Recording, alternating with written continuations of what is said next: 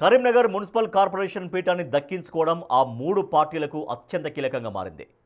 రాష్ట్రంలో కాంగ్రెస్ అధికారంలో ఉండటం, కరీంనగర్ ఎంపీ కేంద్ర మంత్రిగా కొనసాగుతుండడం, అక్కడ ఎమ్మెల్యేగా ఓటమి ఎరుగని గులాబీ పార్టీ అభ్యర్థి ఉండడంతో అందరి చూపు కరీంనగర్ కార్పొరేషన్ వైపు ఉంది.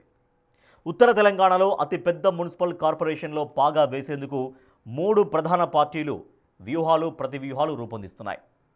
ఇప్పటికే డివిజన్లలో బలమైన అభ్యర్థుల కోసం అన్వేషణ మొదలుపెట్టాయి.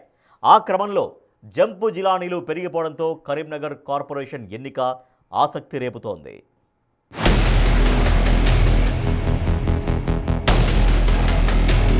కరీంనగర్ మున్సిపల్ కార్పొరేషన్లో మొత్తం 66 డివిజన్లున్నాయి.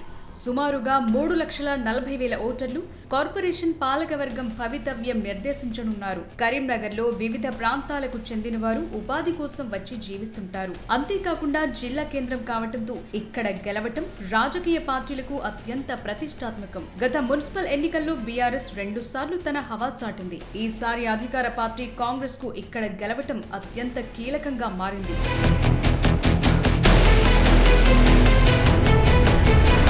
గత మున్సిపల్ ఎన్నికల్లో కరీంనగర్లో కాంగ్రెస్ ఒక్క డివిజన్లో కూడా గెలవలేకపోయింది. ఈ క్రమంలో ఈసారి మ్యాజిక్ ఫిగర్ దక్కించుకుని మేయర్ పీఠాన్ని కైవసం చేసుకోవాలంటే అధికార పక్షం చాలా కష్టపడాల్సిన పరిస్థితి ఉంది.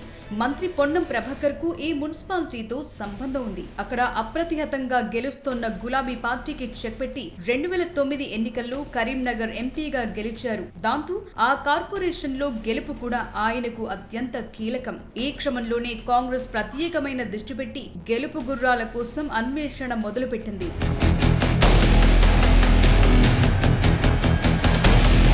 అదేవిధంగా 2023 అసెంబ్లీ ఎన్నికల్లో బీఆర్ఎస్ రాష్ట్రంలో గద్దె దిగిన తరువాత డీలా పడిపోయింది. కరీంనగర్ ఎమ్మెల్యేగా మూడోసారి గెలిచిన ఆ పార్టీ అభ్యర్థి గంగుల కమలాకర్ కి ఈ ఎన్నికలు ఎంతో ప్రతిష్టాత్మకంగా తయారయ్యాయి. గతంలో కార్పొరేషన్ లో గులాబీ పార్టీ అవలీలగా మ్యాజిక్ ఫిగర్ దాటింది. అయితే ఇప్పుడున్న ప్రతికూల పరిస్థితుల్లో మరోసారి గెలవాలంటే పార్టీతో పాటు గంగుల కూడా చాలా కష్టపడాల్సిన పరిస్థితి నెలకొంది. ఇప్పటికీ మాజీ మంత్రి గంగుల కరీంనగర్ లో మకాం వేసి గతంలో బీఆర్ఎస్ ను వీడిన వారిని మళ్లీ రప్పించేందుకు ప్లాన్ చేస్తున్నారు.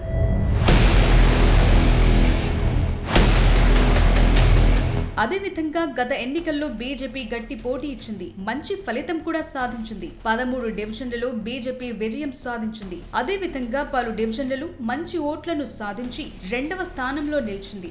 ఇక్కడి నుంచి కేంద్ర హోంశాఖ సహాయ మంత్రి బండి సంజయ్ ఎంపీగా ప్రాతినిధ్యం వహిస్తున్నారు. ఈ క్రమంలో కరీంనగర్ కార్పొరేషన్ లో గెలుపు బండి సంజయ్ కి ప్రెస్టేజ్ ఇష్యూగా మారింది. సంజయ్ చొరవతో ఇప్పటికే వివిధ పార్టీల్లో బలమున్న నేతలు కూడా కాషాయపు కండువ కప్పుతున్నారు. అదేవిధంగా సమావేశాలు నిర్వహించి గెలుపుపై దృష్టి పెడుతున్నారు.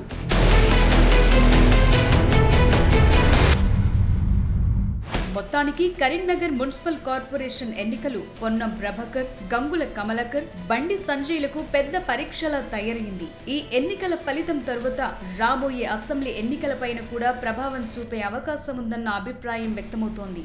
మరి కరీంనగర్ ఓటర్లు ఈసారి ఏ పార్టీని కరుణిస్తారో చూడాలి.